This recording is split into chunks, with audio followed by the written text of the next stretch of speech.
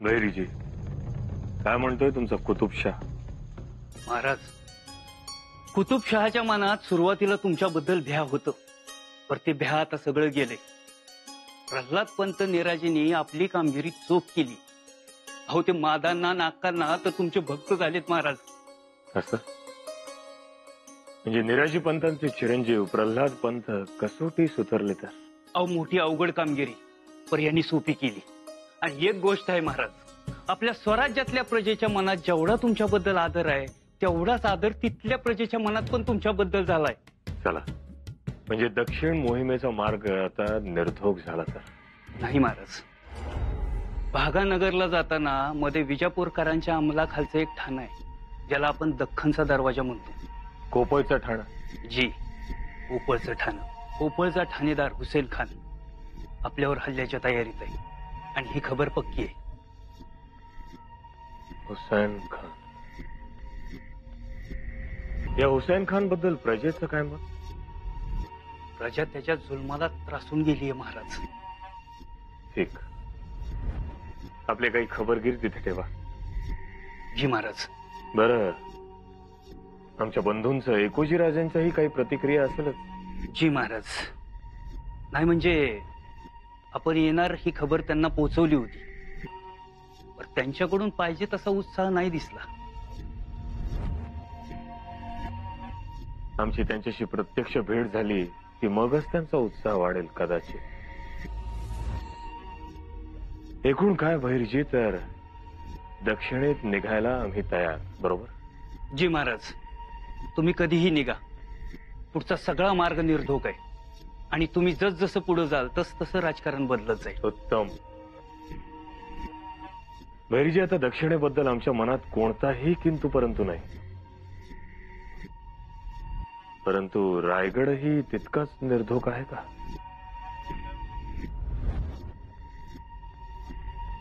आलं लक्षात. आम्ही बाहेर पडण्या अगोदर गडावरचं वातावरण जरा चाचपून पहा. ते कमी आहे. जी. वारा नक्की कोणत्या दिशेने वाहतोय? घरांना घुशी लागतात, बिळं काढतात. आजकाल माणसांनाही कीड लागते, कित्येकांना स्वार्थाचं भिरूड लागतं. ते बघा. जी. आमची दक्षिण मोहीम निर्धोक होण्यासाठी रायगड निर्धास्त हवा. कानोसा घ्या. कोणतीही शंका आली तर आम्हाला तातडीनं कळवा. भैरजी, पुढचं जवळपास 1-1.5 वर्ष आम्ही गडावर नसणार. त्यामुळे रायगडाला जर काही धोका असेल तर तो कुठून आहे, कोणत्या दिशेने आहे हे आपल्याला कळायला हवं. घरट्याच्या आसपास सापांची चाहूल असेल तर आकाशातील उंच भरारीला काहीच अर्थ राहत नाही. कामाला लागा. फौजेची शेवटची तुकडी गडावरून बाहेर पडण्या अगोदर जर काही खबर मिळाली तर आम्ही नक्कीच त्यावर विचार करू, कारण ते स्वराज्य हिताचं असेल. जी महाराज, इत्यंभूत खबर तुमच्यापर्यंत पोहोचवतो.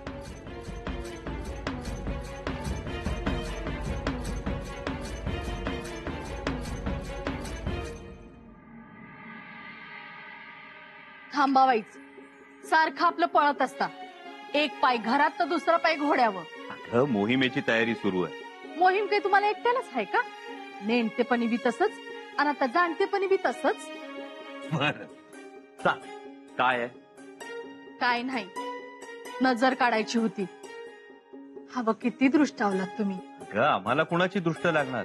काही एक नाव आहे का? कुणा कुणाची नावं घेऊ? हवं वाटणी मागणारा मागून मोकळा झाला असता, तर तुम्ही मात्र मनाचा मोठेपणा दाखवलास. समद्या गळावर तीच चर्चा आहे. हवं कैक लोक म्हणतात युवराज म्हणजे सवाई शिवाजी राजच. अक्का, अगं, लोक काहीही बोलतात. आबासाहेबांच्या पायाची धूळ होणं ही दुरापास्त गोष्ट. सवाई शिवाजी राजे फार लांबची बाब. आम्ही काही करू शकतो जगात, पण आमच्या आबासाहेबांशी तुलना नाही. हो, पण माणसं लई जळत्यात. जेवढं तुमचं चांगलं होईल तेवढं ढारत्यात तुम्हाला. पाण्यात बघतात तुम्हासनी. कधी यो चुकल, कधी यो फसल, टपून बसलेलं असत्यात. हे सगळं तुझी माया बोलतीये. पर युवराज, लई भ्या वाटत. माणसं लई लबाड असत्यात. ती कशी वागत्यात ह्याचा अनुभव घेतलाच की. का अगं, माणसांमध्ये मतभेद आहे पण मनभेद नाही. आणि मनभेद नसतील तर चिंता कसली. सगळे भगव्यासाठी एक होतात, आबासाहेबांच्या विचारासाठी कटून मरतात. युवराजनी तुम्हीच सांगा धाराकाल, आपले सरदार कसे आहेत, मावळे कसे आहेत. आबासाहेबांचा विचार हेच त्यांचं जीवन. एकजूट आणि एकमूठ आहे. हो ना युवराजनी? हो युवराज. चला लवकर काय ती नजर काढून घ्या, आम्हाला जायचं आहे. वय.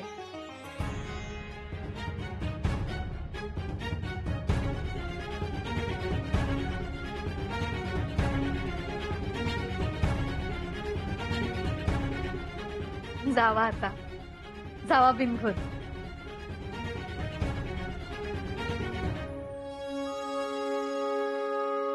एवढा भोळेपणा मी आता तरी नाही पाहिला. हवं साधं मांजर, ते भी आपली पिल्लं 7 ठिकाणी ठेवत असत. एवढा सावधपणा त्याला. पर युवराज, त्यांना मात्र समद्या माणसांमध्ये भलेपणा दिसतो. त्याचीच काळजी वाटते धारात. नाही म्हणू नका सरकार. अहो लय चांगलं जळा नाही.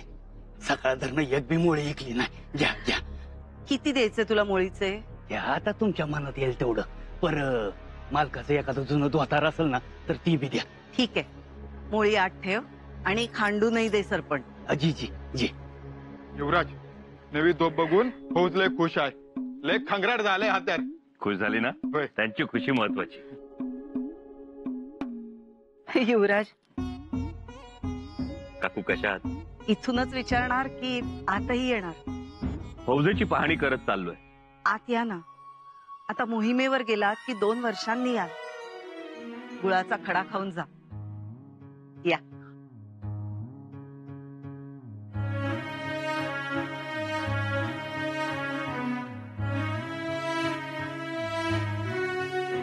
बसा, मी आलेच.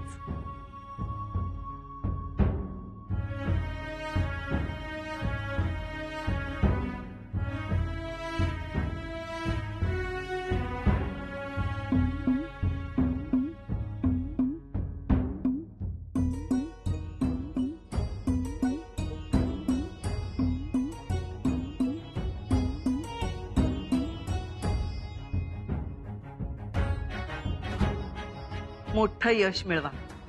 फत्ते करा मोहीम. रात्रंदिवस मेहनत करता आहात, त्याला आई भवानीच्या दरबारात दुजोरा मिळू द्या. तुमचे आशीर्वाद पाठीशी असू द्या. तोंड गोड करा. घ्या.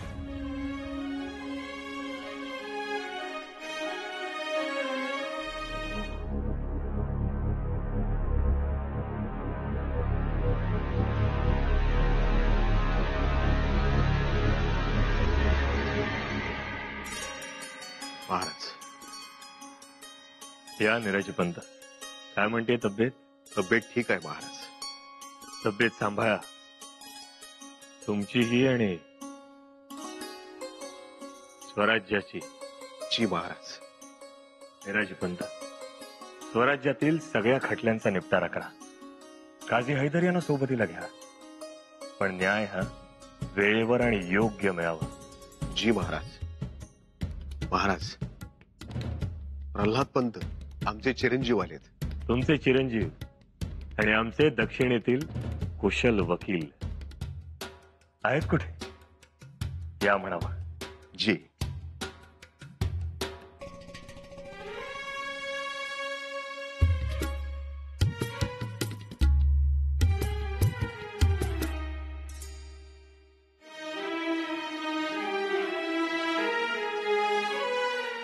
महाराज, उठा प्रल्हाद पंत. शाबास, तुमची खूप मोठी कामगिरी बजावली. त्या मादंडांनी कुतुबशाहच्या मनात आमच्याबद्दलचा स्नेह निर्माण केला. ही गोष्ट खरंच यशदायी समजतो आम्ही. हा, पण मादंडांच्या मनात आमच्याबद्दलचा आदर मात्र तुम्ही निर्माण केला. ही बाब अधिक महत्वाची समजतो. महाराज, आपण सोपवलेली कामगिरी मी पूर्ण करू शकलो. खूप मोठं दिव्य होतं ते. पण आता कुतुबशहाशी मैत्री करण्यात कोणतीही अडचण येणार नाही. उत्तम. दक्षिणेत आता जेव्हा आमच्या मैत्रीचं पर्व सुरू होईल तेव्हा तो औरंगजेबा शह ठरेल. महाराज, आपली अशीच कृपादृष्टी राहू देत. ती तर आहेच. निराजी पंत, तुमचे चिरंजीवही अगदी तुमच्यासारखेच आहेत, कर्तृत्ववान, कर्तबगार. ते जर असेच राहिले तर एक दिवस स्वराज्यात नाव काढतील. महाराज, ही सगळी शिकवण आपली, ते आता आपल्या सोबत. महाराज, आता आपल्याशी एक विनंती आहे. बोलावं. महाराज, मला आता स्वराज्य कार्यातून विश्रांती द्यावी.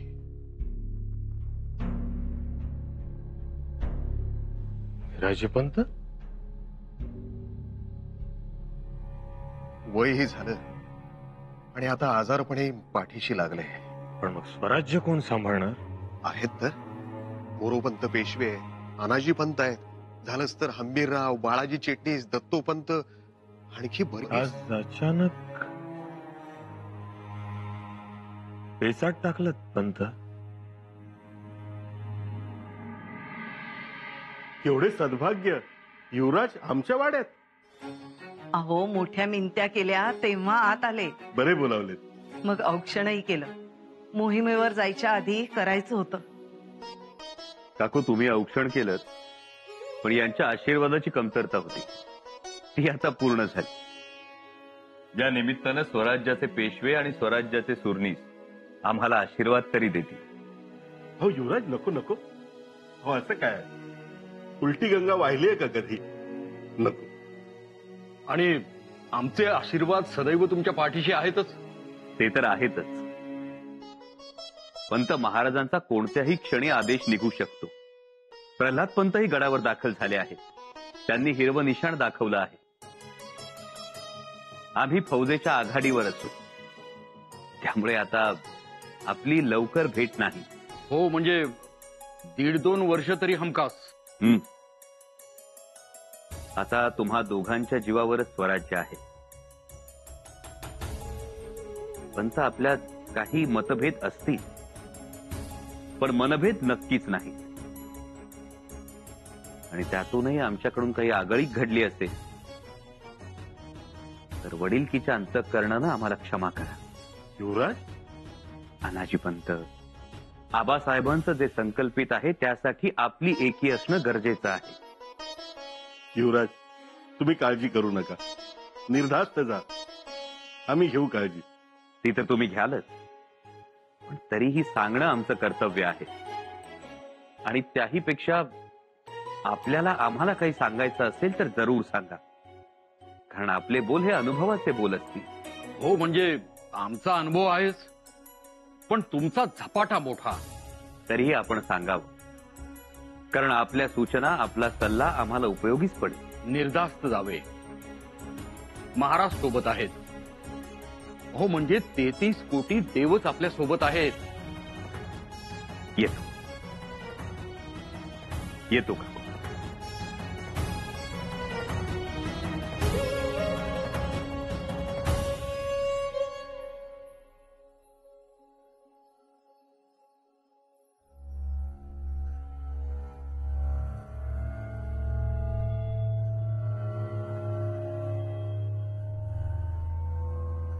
पंत,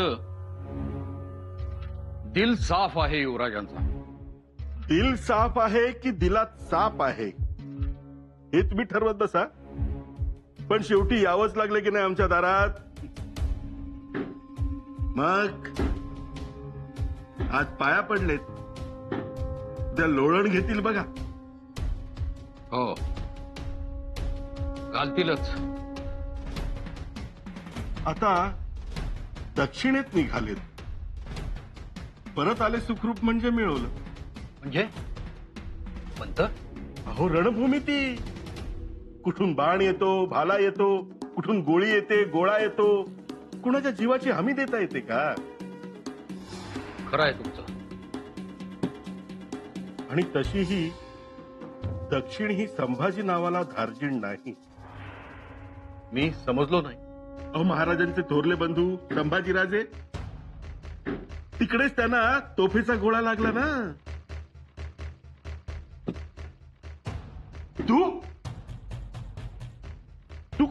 इथे काय करतोय? पंत, तुम्हाला नीट खोटही बोलता येत नाही. नाही नाही महाराज, मग अचानक हा असा निर्णय? निर्णय नाही, विनंती आहे महाराज. पंत, तुम्हाला चांगलंच ठाऊक आहे आम्ही दक्षिण दिग्विजयच निघालो आहोत, आणि या अशा आणीबाणीच्या वेळी तुम्ही निवृत्तीची विनंती मागता आहात. ही गोष्ट आम्हास रुचली नाही. महाराज तसे काहीही मनात आणू नये. आमच्या मनात काहीच नाहीये पंत. तुमचं मन साफ करा. आजारपणाच्या मागे दडून चिरंजीवांना पुढे करू नका. महाराज, काय झालंय पंत?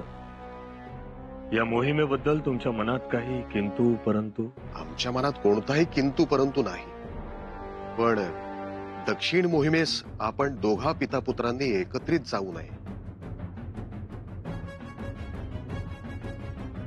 कारण आपण दूरचे पाहण्यात समर्थ आहात, परंतु रणांगणावर कोणती वेळ कशी येईल हे सांगता येत नाही. म्हणून आमची एवढी विनंती होती की. परंतु बाबा, दक्षिण अशी अडचणीची नाही. दक्षिणेचे वातावरण तर असे आहे की ज्या दिवशी आपल्या फौजा कूच करतील त्या दिवशी आपल्याला दक्षिण काबीज करता येईल. हुसेन मियानीचा विरोध होईल, पण तो सहज मोडून काढता येईल. आमच्या डोळ्यासमोर देवगिरी दिसतो. देवगिरीचा पितापुत्रांचा जसा एकत्रित पराभव झाला, त्यामुळे देवगिरीचा एकाच वेळी धाक संपला. पित्याचा पराभव झाला, आता पुत्र येईल असा धाकही गनिमासमोर राहिला नाही. त्यामुळे देवगिरीच्या साम्राज्याची बघता बघता धुळधाण झाली. म्हणून म्हणतो, आपण पहिल्या ठेचा लक्षात घ्याव्यात. तुमच्या म्हणण्याचा रोख लक्षात आलाय आमच्या. आणि रायगडावरही नीट लक्ष राहणं गरजेचं.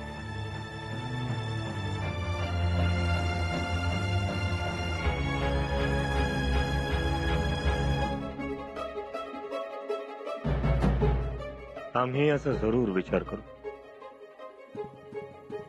या आपण.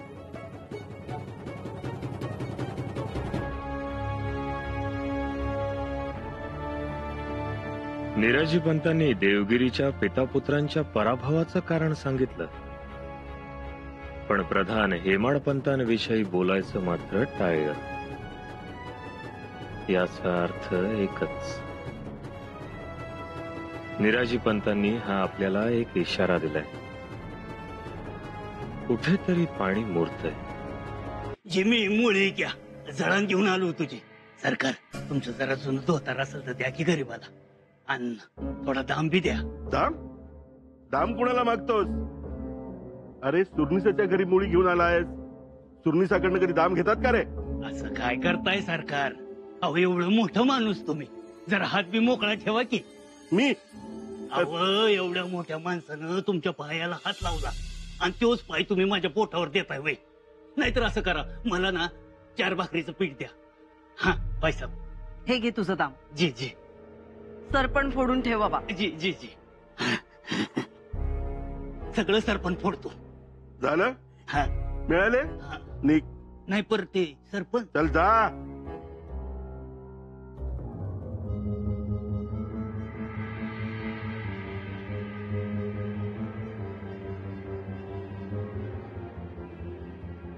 पंत, मखलाशी बघितलीत का? आमच्या पाया पडायचं म्हणत होते. एवढे ताठ युवराज एवढे वागतात? पंत, तुमची कुठेतरी गफलत होतीये. गफलत तुमची होतीये पंत. अहो, हेच ते युवराज ज्याने आपल्या दोघांना चोर, द्रव्य चोर मंत्री म्हटले होते. विसरलात? विसरलो नाही, पण पंत, आपण ती एकच गोष्ट धरून बसलोय. अहो, नामुष्कीच धरून ठेवायची असते. आणि दुसरी गोष्ट, आपण नाही धरली तर ती आपल्याला सोडत नाही. हेही खरंच म्हणा. प्रत्येक ठिकाणी आपला पाण उतारा केला आणि आता आलेत लोणी लावायला. पण त्यांना कुठे माहिती आहे हा अनाजी? पण पंत, आम्ही काय म्हणतो आहोत, ते जर झालं गेलं विसरून जा असं म्हणत असतील तर आपण कशाला या गोष्टी ताणून धरायच्या? पंत, तुमच्यापेक्षा ना तो मोळी विक्या बरा. अहो, त्याची निदान स्वतःची कुऱ्हाड तरी आहे, कासरा तरी आहे. पण तुमच्याकडे तर काहीच नाही. असं नाही पण पण आता 2 वर्ष आपल्याला रान मोकळं आहे. तुम्ही बघा तर. पंत महाराज आहेत ते. काही चुकीचं कराल तर फसाल. शिवाय महाराजही चोख बंदोबस्त केल्याशिवाय जाणारच नाहीत. तुम्ही बघा पंत, या काळात तुम्हाला हाजीर तो वजीर याची प्रचिती येईल.